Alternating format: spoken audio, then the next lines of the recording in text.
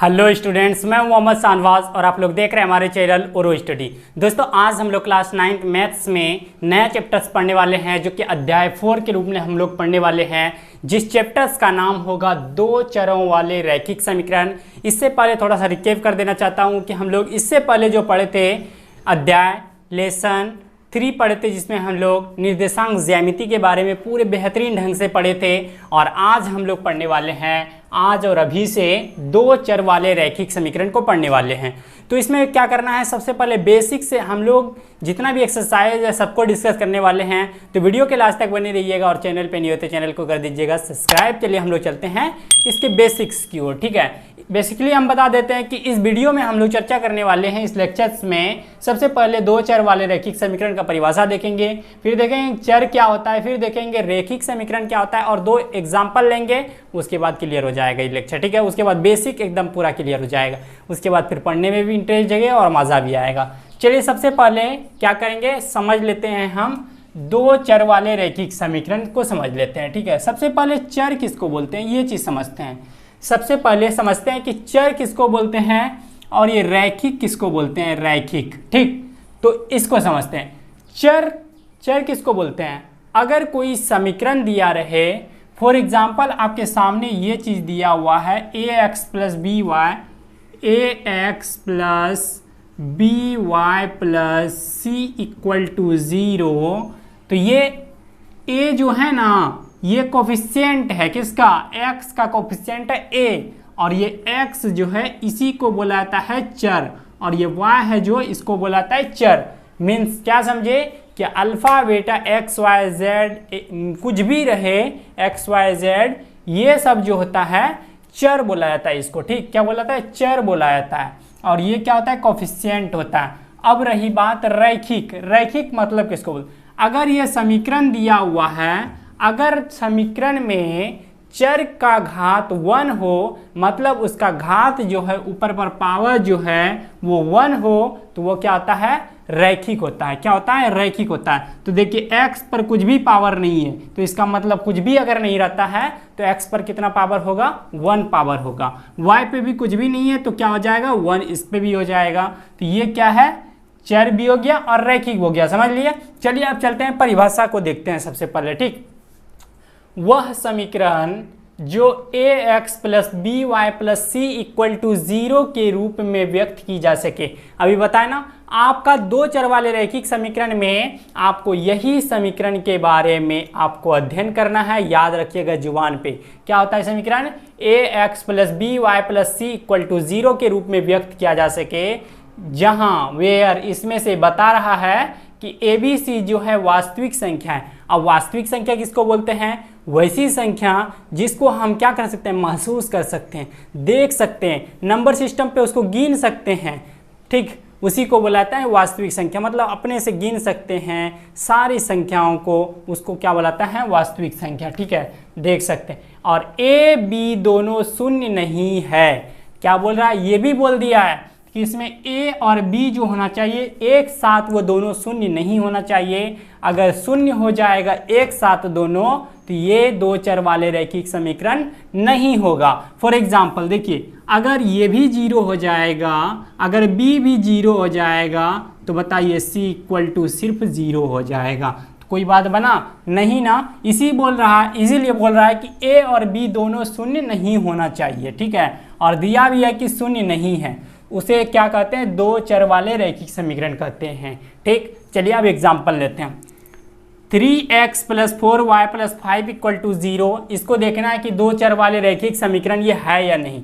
तो इसको किससे रिलेट करेंगे, इस वाले इक्वेशन से रिलेट करेंगे। ax plus B Y plus C equal to 0 से रिलेट करेंगे। देखिए ax, a के जगह पे 3 है, x तो x है, प्लस बी वाई, बी के जगह पे 4 है, प्लस सी के जगह पे 5 है। मतलब ये दो चर वाले रैखिक समीकरण आपका है। और चर देखिए, दो ठो चर है, इसमें दो चर है, x और y दो चर है। ठीक, 3 नहीं है। और रैखिक है या नहीं, अब इसको चेक कर लेते हैं। चर पर कितना पावर है, 1 पावर है, मतलब रैखिक है। दोनों पे देखिए x पर पावर 1 है, y पर पावर भी 1 है, तो ये हो गया रैखिक हो गया। अब दूसरा आप लोग बताइए कि ये है या नहीं। देखिए इस फॉर्म में भी है, और इस पे देखिए x पर पावर 1 है, y पर पावर 1 है, तो ये भी दो चर वाले रैखिक समीकरण है। अब बताना है, इसमें कहानी में ट्विस्ट आती है, 3x + 4y + 3z। तो इसमें आप देख सकते हैं कि 3 चर आ चुका है, x y z, और हम लोग क्या पढ़ रहे हैं, 2 चर, मतलब x y या y z या z x, कुछ भी होना चाहिए, लेकिन होना चाहिए 2 ही चर होना चाहिए। ठीक, तो ये आपका 2 चर वाले रैखिक समीकरण नहीं है। और अगला देखिए 3x + 2y + 4, ये आपका 2 चर वाले रैखिक समीकरण है, क्योंकि चर 2 है और रैखिक भी है। चलिए, ये इसमें बताना है कि ये रैखिक है या नहीं।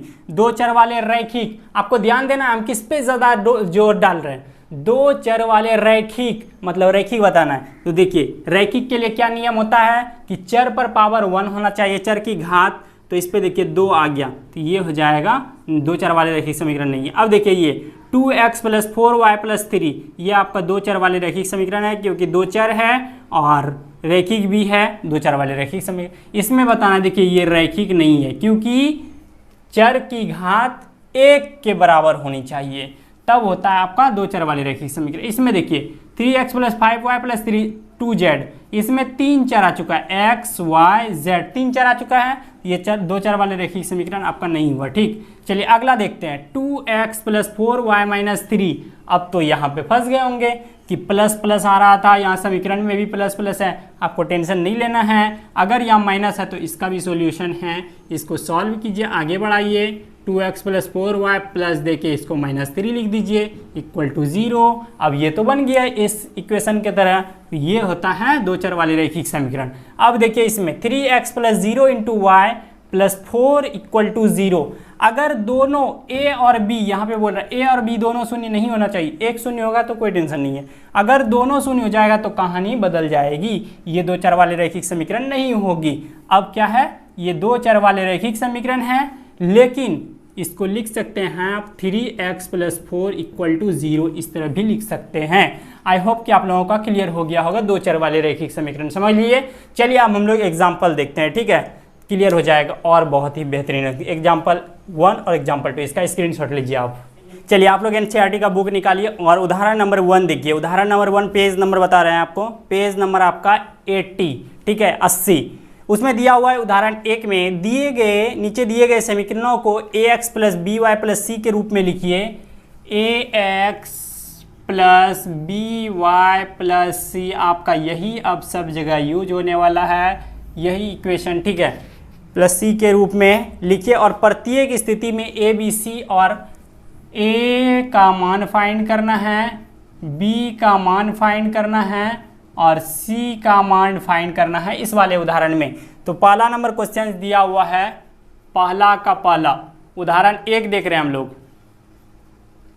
एग्जाम्पल उदाहरण 1 आप लोग देखिएगा, लिख लीजिएगा क्वेश्चन, ठीक है। चलिए पहला नंबर है 2x + 3y + 4 × 3 7, ठीक है, 4 × 3 7। चलिए इसमें क्या करेंगे, इस फॉर्म में लाना होगा इसको, तो चलिए इसको करते हैं, आगे बढ़ाते हैं। 2x + 3y, इसको इधर लाएंगे तो ये हो जाएगा -4.37 = 0 हो जाएगा। इसको और मॉडिफाई करेंगे तो ये हो जाएगा प्लस देके इसको भीतर में लिख देंगे 3.7 = 0। अब दैट इज यहाँ से a बताइए, a 2 को रिलेट कर रहा है, b किसको रिलेट कर रहा है 3 को, और c किसको रिलेट कर रहा है -4.37 को। ठीक, अब दूसरा नंबर देखिएगा, आप अपने से निकाल लीजिएगा, बहुत ही आसान है। दूसरा नंबर क्या है, x - 4 = √3y, x - 4 = √3y।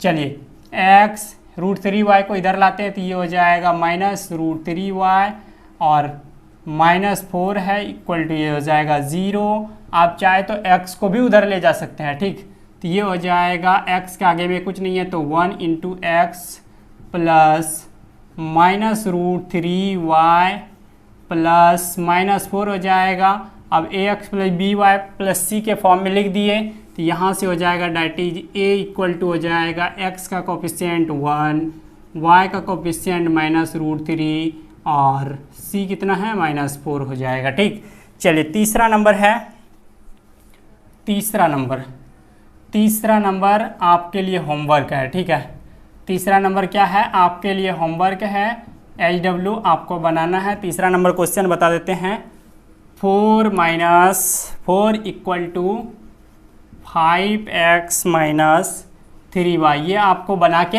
Comment में पिन करना है। ठीक है, तीसरा नंबर। चौथा नंबर बता देते हैं हम, चौथा नंबर है 2x = y।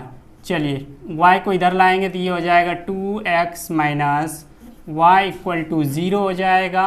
तो यहाँ से हो जाएगा 2x + 1 × y प्लस कुछ नहीं है तो 0 दे देते हैं, c का मान =0। यहाँ से हो जाएगा a हो जाएगा 2, b हो जाएगा 1 और c =0 हो जाएगा। तीसरा नंबर आपको कमेंट में पिन करना है। ठीक है, चलिए पहला नंबर उदाहरण हो गया। दूसरा नंबर देखते हैं अब, दूसरा नंबर उदाहरण।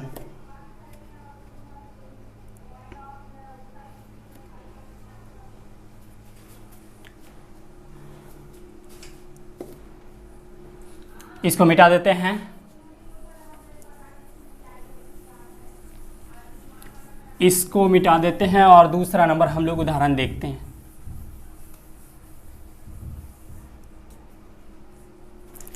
चलिए दूसरा नंबर आपके सामने क्वेश्चन है, क्या है, निम्नलिखित में से प्रत्येक के 2 चर वाले समीकरणों के रूप में व्यक्त करना है। 2 चर वाले समीकरण कौन से समीकरण होते हैं, ax + by + c के रूप में व्यक्त करना है। पहला नंबर दिया हुआ है, ये दूसरा एग्जाम्पल है, दूसरा का पहला दिया हुआ है x = -5 दिया हुआ है।